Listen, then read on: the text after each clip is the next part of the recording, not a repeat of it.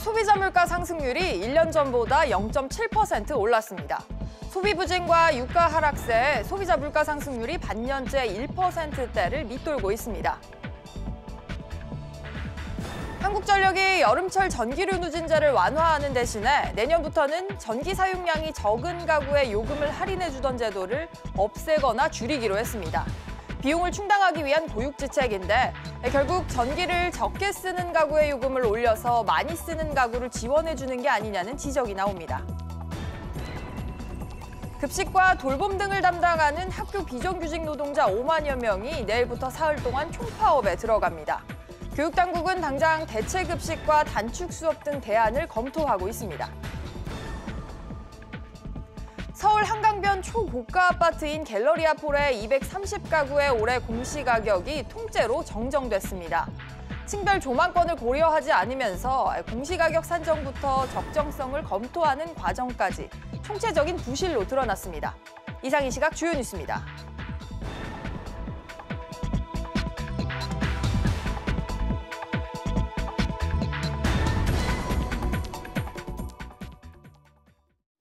뉴스 시작합니다. 첫 소식입니다.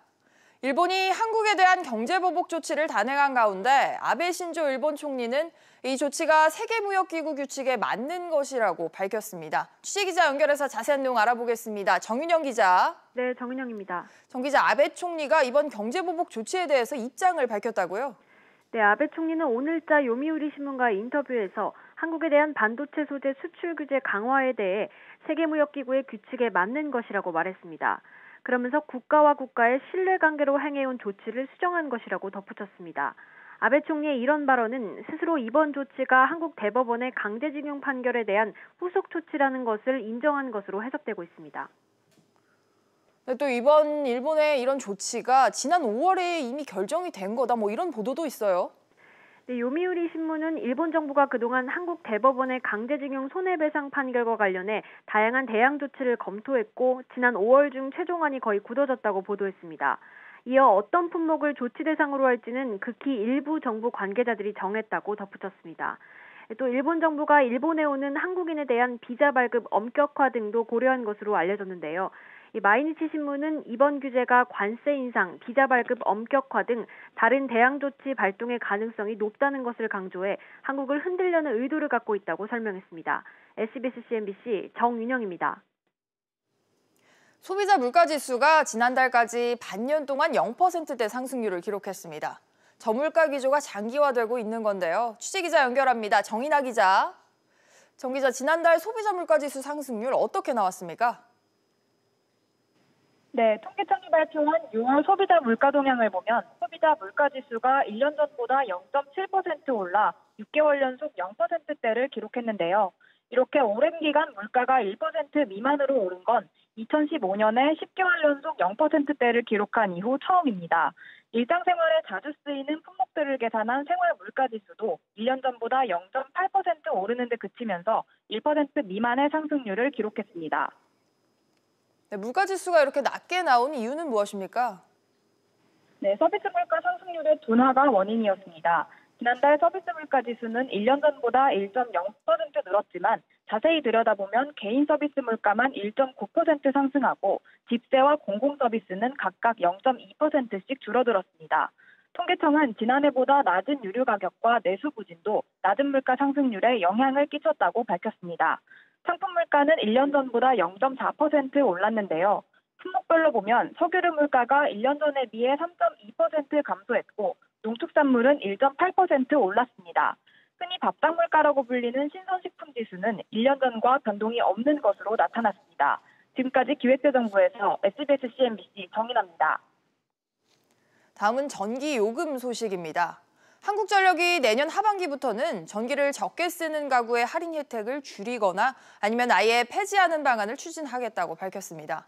여름철 전기료를 깎아주는 대신 다른 방식으로 요금을 더 걷겠다는 건데요. 자세한 내용 취재기자 연결합니다. 강산 기자. 네, 강산입니다.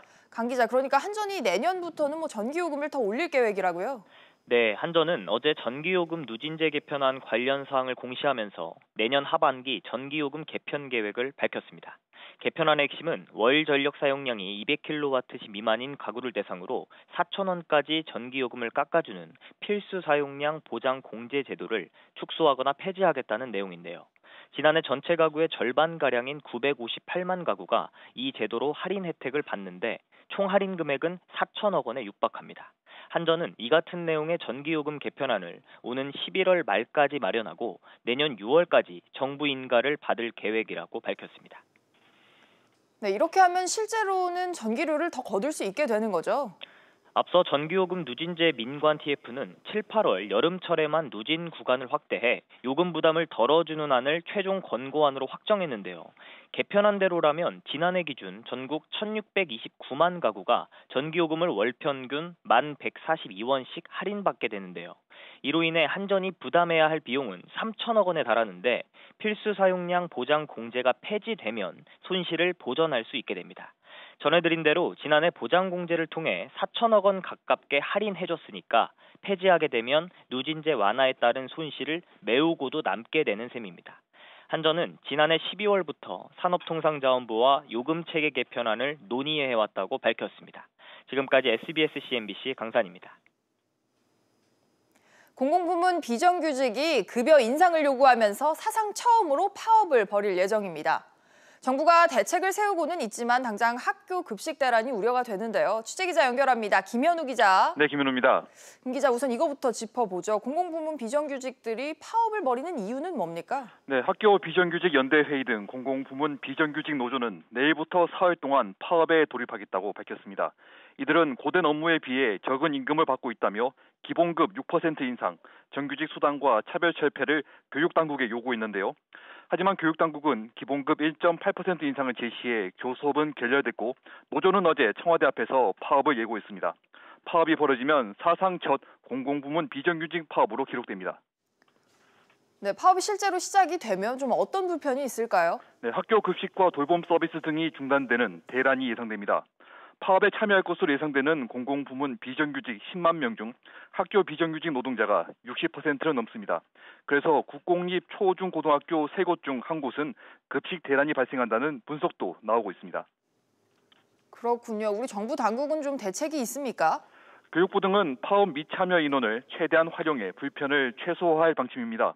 또 급식을 도시락, 김밥 등으로 대체하거나 단축 수업을 하는 방안도 검토 중인 것으로 알려졌습니다. 하지만 공공부문 비정규직 노조는 교육당국과 교섭이 이루어지지 않으면 파업 시한을 늘릴 방침이라 한시적 대책으로 대란을 막기 어려운 상황입니다. 교육당국은 파업을 막기 위해 막판 협상을 시도하고 있습니다. 지금까지 SBS CNBC 김현우입니다. 내년도 최저임금을 결정하는 최저임금위원회가 오늘 오후부터 다시 논의를 시작합니다. 경영계를 대표하는 사용자 측 위원들이 회의에 복귀할지가 관건인데요. 취재기자 연결합니다. 류정훈 기자. 네, 류정훈입니다. 류 기자, 오늘 전원회의, 최저임금위원회 전원회의는 몇 시부터 열립니까? 네, 최임위는 오늘 오후 3시에 정부세종청사 최저임금위원회 전원회의실에서 제7차 전원회의를 엽니다. 최임위는 오늘부터 사흘간 연속해 전원회의를 열어 내년도 최저임금에 대한 논의를 이어갑니다. 최저임금 최종 고시일이 8월 5일이어서 고시 20일 전에는 논의를 마무리해야 합니다. 이에 따라 최임위는 늦어도 이달 15일까지 최저임금에 대해 합의하고 이를 고용노동부 장관에게 통보해야 합니다. 그런데 이게 논의가 제대로 이루어질 수 있을지 모르겠어요. 사용자 측 위원들이 회의 복귀를 하지 않고 있지 않습니까? 네, 그렇습니다. 사용자 위원 9명은 지난달 27일에 열린 6차 전원회의에 불참했습니다. 내년도 최저임금을 모든 업종에 일괄 적용하고 최저임금 고시 때 시급과 월급을 병기하기로 한 결정에 반발해서인데요. 어제 사용자 위원은 5시간 넘는 비공개 회의를 열었지만 복귀 여부를 결정하지 못했습니다.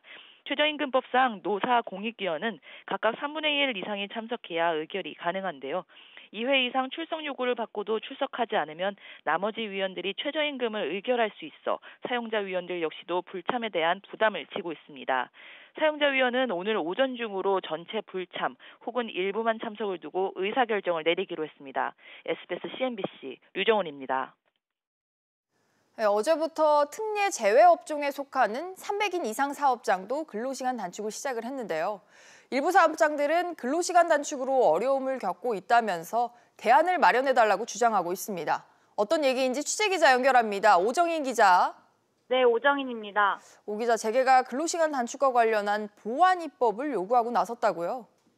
네, 한국경제연구원이 근로시간 단축으로 어려움을 겪는 국내 주요 12개 업종을 조사한 결과 보완 입법이 시급한 것으로 나타났습니다.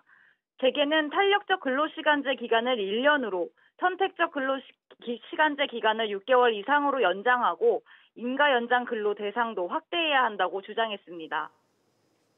네, 구체적으로 어떤 어려움들이 있는 겁니까?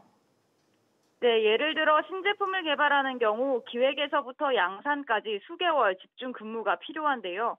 현재 탄력적 근로시간제 기간은 3개월로 턱없이 부족하다는 겁니다. 또 선택적 근로시간제는 주당 평균 40시간 이내로 근무 시간을 조정하는 제도인데 IT 서비스나 게임 산업에서 이를 도입할 경우 프로젝트를 제때 납기하지 못해 페널티를 부담하게 될 수도 있다는 우려가 나옵니다. 네, 그런 현실적인 어려움들도 있는 건데 그러면 이들이 필요로 하는 대책이 있을까요? 네, 이번 조사 결과 재계는 생산성 향상을 위해 탄력적 근로시간제 기간을 현행 3개월에서 1년으로 확대해야 한다고 주장했습니다. 또 선택적 근로시간제 기간을 현행 1개월에서 6개월 이상으로 연장해달라고 요구했는데요. 근로시간 한도를 준수하기 어려운 산업의 경우 고용노동부 장관의 인가를 받아 연장 근로를 할 수 있는 인가 연장 근로를 허용해야 한다는 의견도 나왔습니다. SBS CNBC 오정인입니다. 오는 17일부터 기업이 채용 과정에서 구직자에게 직무 수행과 무관한 외모와 혼인 여부, 부모 직업 등의 정보를 요구할 경우 최대 500만 원의 과태료를 물게 됩니다. 채용절차법 시행령 일부 개정안에 따른 것으로 이를 어길 경우 1회 적발 시 과태료 300만 원, 3회 이상부터는 500만 원을 물게 됩니다. 또 채용에 관한 부당한 청탁과 압력 등을 강요하거나 금전 등 재산상 이익을 수수할 경우 1회 위반 시 1,500만 원, 2회 이상부터는 3천만 원의 과태료가 부과됩니다. 서울 성수동의 한 주상복합 아파트 200가구의 공시가격이 통째로 내려갔습니다. 한국감정원이 공시가격 산정을 애초에 잘못한 거 아니냐 이런 지적이 나오고 있는데요. 취재기자 연결합니다. 황인표 기자. 네, 황인표입니다. 우선 이거 어느 아파트입니까? 네, 서울수 바로 옆에 있는 갤러리아 포레라는 아파트인데요. 45층 높이의 두 동에 모두 230세대가 살고 있습니다. 앞서 국토부가 이 공동주택 1,339만 가구에 대해서 지난 4월 30일 이 공시가격을 확정을 했고요. 이후 138가구의 가격을 조정하면서 이와 관련된 5,100여 가구의 가격도 정정했습니다. 그 아파트는 한 가구만 조정을 해도 다른 층이나 단지의 공시가격도 영향을 받습니다. 이 말씀드린 갤러리아 포레의 경우 지난 4월 말 결정된 공시가격이 평균 30억 원이었는데요. 그런데 지난달 28일 나온 정정 공시가격은 27억 9,700만 원으로 원래보다 6.8% 내려갔습니다. 이 지난해보다도 3.5%나 낮은 수준입니다. 정정 가격이 왜 이렇게 내려간 겁니까? 한국감정원 관계자는 이 신청에 따라 가격을 다시 조사해 조정하게 됐다고 밝혔는데요. 근거에 대해서는 설명하진 않았습니다. 이 때문에 애초부터 공시가격이 잘못 정해진 것 아니냐는 논란이 나오고 있습니다. 이 아파트의 경우 지난 1년간 평균 시세에 별다른 변동이 없었는데 이 공시가격을 높게 잡았고 주민들이 반발하자 뒤늦게 가격을 정정했다는 말이 나오고 있습니다. 또 초고층 아파트의 경우 이 고층일수록 조망권 등을 이유로 공시가격이 높게 정해지는데 이 아파트는 저층과 고층 간 가격 차이도 크지 않은 것으로 알려졌습니다. 현재 한국감정원 직원이 550명인데 이 직원 한 명당 평균 2만 4천여 가구의 공시가격을 정하고 있는데요. 한 사람이 지나치게 많은 아파트의 가격을 정하기 때문에 이 객관성과 신뢰성이 떨어진다는 지적도 나오고 있습니다. 지금까지 SBS CNBC 황인표입니다. 다음 소식입니다. 정부나 지자체가 공익사업을 위해서 강제적으로 토지를 가져가는 걸 토지 수용이라고 하는데요. 앞으로 토지를 수용하는 사업의 공익성 검증 기준이 더 엄격해집니다. 무분별한 토지 수용을 걸러내고 또 토지 소유자조차 모르게 이루어지는 기습적 수용 행태도 사라질 전망입니다. 취재기자 연결합니다. 김환진 기자. 네, 김환진입니다. 김 기자, 토지 수용 사업 인허가 조건이 어떻게 강화가 되는 겁니까? 네, 앞으로 행정기관이 토지를 수용하는 사업을 인허가하려면 국토교통부 중앙토지수용위원회와 반드시 협의를 거쳐야 합니다. 국토교통부는 이러한 내용을 담은 개정 토지보상법이 어제부터 시행됐다고 밝혔는데요. 이전까지는 해당 사업의 공익성에 대한 중토위의 의견을 듣기만 하면 인허가에는 문제가 없었습니다. 하지만 앞으로는 협의 절차가 의무화되면서 중토위 의견이 강제력을 갖게 된 겁니다. 해당 행정기관이 협의 절차를 거치지 않거나 또 중토위가 해당 사업에 대해 동의하지 않으면 사실상 토지 수용을 할 수 없게 됐습니다. 그렇다면 중토위가 추가적인 조치를 요구할 수도 있습니까? 네, 협의 과정에서 해당 사업의 공익성이 부족하다고 판단할 경우인데요. 해당 행정기관이나 사업 시행자에게 이를 보완하는 조치를 요구할 수 있습니다. 요청을 받은 기관이나 사업자가 공익성을 보완 또는 강화하는 조치 계획을 제출하면 중토위는 이 계획을 심사해 공익성 여부를 판단하게 되는데요. 이를 위해 중토위는 사업의 공공성과 수용 필요성, 입법 목적 등 평가 항목을 세분화했습니다. 또한 현재 토지를 수용할 수 있는 110개 사업 중 공공성이 낮거나 수용할 필요가 없는 사업들은 토지 수용 사업에서 제외하거나 수용 요건을 강화하기로 했습니다. 중토위는 공익성 심사만 전담할 별도 위원회도 구성할 방침입니다. SBS CNBC 김한진입니다. 집을 담보로 은행에서 대출을 받았다가 빚을 갚지 못하면 채무조정을 통해 집이 경매로 넘어가는 경우가 있었죠. 앞으로는 이런 일을 막을 수 있는 방법이 마련됐습니다. 취재기자 연결합니다. 김성현 기자. 네, 김성현입니다. 채무조정 방식이 어떻게 바뀌는 겁니까? 네, 금융당국은 은행들의 주택담보대출 채권에 대해 신용회복위원회의 채무조정을 거친 뒤 채무자가 1년 동안 성실하게 상환하면 부실채권을 정상채권으로 재분류할 수 있도록 했습니다. 자산건전성 분류 기준을 개선하는 내용의 은행업 감독 규정을 개정한 건데요. 금융당국은 자산건전성 분류 기준을 완화함으로써 은행들이 채무 상환에 어려움을 겪는 채무자의 집을 경매에 붙이지 않도록 유도할 계획입니다. 이에 따라 채무 상환에 어려움 등을 겪고 있는 주담대 채무자들에게는 주거 안정성을 높이는 효과가 기대됩니다. 그렇군요. 여기에 요주의 채권이 정상 채권으로 다시 분류되는 기간도 줄어든다고요? 네, 연체된 지 90일이 되지 않은 채권은 정상 채권으로 다시 분류되는데 3년이나 5년 동안 거치 후 6개월의 시간이 걸렸는데요. 이 기간이 크게 단축돼 거치 포함 1년으로 바뀝니다. 연체 90일 이후의 채권은 거치 후 5년에서 거치 포함 1년으로 기간이 줄어드는데요. 채무자가 채무조정이 확정된 뒤 1년 이상 제때 빚을 갚을 경우 은행이 정상채권으로 재분류할 수 있게 되는 겁니다. 은행으로서는 거액의 대손충당금을 적립해야 하는 부담도 덜고 채무자 입장에서도 은행 빚을 합리적으로 갚을 수 있게 됐습니다. SBS CNBC 김성현입니다. 미래 유망 신산업 분야에 인력이 더 필요한 것으로 나타났습니다. 어떤 분야에 얼마나 인력이 더 필요한 건지 취재기자 연결합니다. 서주현 기자. 네, 서주현입니다. 서 기자, 정부가 미래 유망 신사업의 필요 인력을 조사해서 발표를 했어요. 네, 산업통상자원부는 유망 신산업인 차세대 반도체, 차세대 디스플레이, IoT 가전, AR, VR, 첨단 신소재 등 산업 기술 인력 실태 조사를 실시했는데요. 이를 바탕으로 2027년까지의 인력 수요를 전망했습니다. 조사 결과 2017년 5개 신산업 기술 인력은 모두 10만 9천 명이었는데요. 부족 인력은 4,180여 명으로 평균 부족률 3.7%를 나타냈고 오는 2027년에는 16만 5천 명이 필요할 것으로 전망이 됐습니다. 2017년 말보다 5만 6천여 명이 늘어난 수치입니다. 전체 수치로 보면 그런데 좀 더 자세하게 분야별로도 전해주시죠. 네, 차세대 반도체의 경우 2027년까지 모두 4만 3,700여 명이 필요하고 반도체 공정 장비와 반도체 소재 순으로 수요가 컸습니다. IoT 가전의 경우 전기전자 정보통신 분야를 중심으로 4만 6,700여 명이, AR과 VR은 콘텐츠와 응용 서비스 분야 등에 9만여 명이 필요한 것으로 조사됐습니다.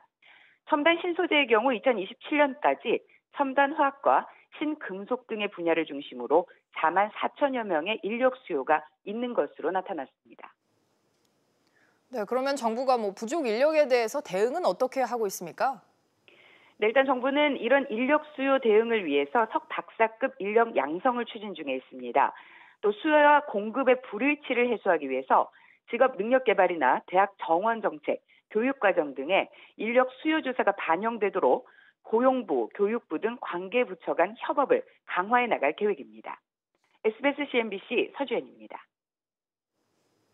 침체돼 있던 우리 해운업계의 희소식이 전해졌습니다. 현대상선이 해운동맹에 정회원으로 가입했다는 소식인데요. 취재기자 연결합니다. 정지환 기자. 네, 정주환입니다. 정 기자, 현대상선이 가입한 해운동맹 어디입니까? 네, 현대상선은 세계 3대 해운동맹 중 하나인 디얼라이언스에 내년 4월부터 정회원으로 가입합니다. 해운동맹은 세계 해운사들이 맺는 공동운항 서비스 협정인데요. 한 해운사가 전 세계의 모든 항로를 운항할 수는 없기 때문에 선박과 항로를 공유하는 겁니다. 현대상선은 현재 다른 해운동맹인 2M과 협력 중이지만 정회원이 아닌 준회원 협력사 자격이기 때문에 협력이 제한적이었습니다. 현대상선은 지난 1분기까지 16분기 연속으로 적자를 기록했는데요. 이번에 디얼라이언스에 정회원으로 가입하며 비용을 줄이고 새로운 시장을 발굴해 내년부터 영업이익이 크게 개선될 것으로 전망됩니다. 그렇군요. 조선 쪽도 살펴보죠. 현대중공업의 대우조선해양 인수 작업도 속도를 내고 있죠. 네, 현대중공업이 대우조선해양 인수를 하기 위해서는 공정위의 기업결합 심사를 통과해야 하는데요. 공정거래위원회가 어제 현대중공업 그룹의 중간 지주사인 한국조선해양이 대우조선해양의 주식 취득과 관련한 기업결합 신고서를 제출했다고 밝혔습니다. 공정위에서는 관련 시장을 정의하고 경쟁에 주는 영향 등을 심사합니다. 기업결합 심사 기간은 신고일로부터 30일이고 필요한 경우 90일까지 연장될 수 있습니다. 한국조선해양과 대우조선해양이 합병하기 위해선 우리나라의 공정위뿐만 아니라 해외의 경쟁 당국의 심사도 받아야 하는데요. 현대중공업 그룹은 유럽연합과 일본, 중국, 카자흐스탄 등의 심사 대상국을 먼저 정하고 각국의 심사에 맞춰 충실히 설명하겠다고 밝혔습니다. SBS CNBC 정주환입니다. 석유 수출국 기구 오펙이 하루 120만 배럴 규모의 감산 조치를 내년 3월 말까지 연장하기로 합의했습니다. 외신 등에 따르면 오펙 회원국들은 지난달 30일로 종료된 감산 조치를 9개월 연장하기로 결정했습니다. 이는 미중 무역 전쟁으로 중국의 원유 수요가 감소할 것으로 예상됨에 따라 국제 유가의 하락을 막기 위한 조치로 풀이됩니다. SK텔레콤이 지난 5월 5G 통신 시장에서 점유율 1위를 되찾은 것으로 나타났습니다. 과학기술정보통신부와 통신업계에 따르면 5월 말 기준 국내 5G 가입자 약 78만 4천여 명 가운데 SK텔레콤 가입자 수는 32만여 명으로 40.8%의 점유율로 업계 1위를 기록했습니다. 반면 KT는 점유율 32%를 기록하며 2위로 내려왔습니다. 삼성전자가 하반기 전략 스마트폰인 갤럭시 노트 10을 다음 달 말에 공개합니다. 삼성전자는 다음 달 7일 미국 뉴욕 브루클린 바클레이즈 센터에서 갤럭시 노트 10 공개 행사를 개최한다고 밝혔습니다. 출시는 다음 달 말 예정이며 가격은 일반 모델이 120만 원대, 플러스 모델이 140만 원대가 될 전망입니다. 증시 상황입니다. 11시 53분 현재 국내 증시는 혼조세를 보여주고 있습니다. 코스피가 0.19% 빠지며 2125포인트를 보여주고 있지만 코스닥 같은 경우에는 0.36% 오르며 698포인트 나타내고 있습니다. 오늘 눈에 띄는 종목들 함께 살펴보시죠. 우선 현대상선입니다. 지금 현대상선은 3대 해운동맹 중 하나인 디얼라이언스의 정회원으로 가입한다는 소식이 올라왔는데요. 현재 0.52% 오름세를 보여주고 있습니다. 한화 같은 경우에도 오늘 상승 흐름 보여주고 있는데요. 한화 방산 3사가 사우디 국영 군수업체와 합작사를 설립한다는 소식에 오늘 0.74% 상승 흐름 보여주고 있습니다. 그렇다면 좀 빠지는 종목들도 살펴볼까요? 포스코 같은 경우에는 광양제철소 정전으로 고로 4기가 가동을 중단했다는 소식이 올라왔습니다. 오늘 1.39% 하락세 보여주고 있고요.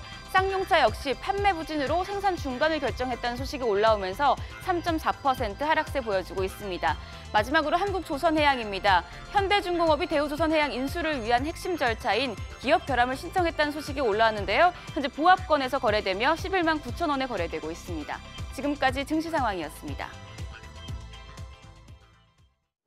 오늘 준비한 소식은 여기까지입니다. 시청해주신 여러분 고맙습니다.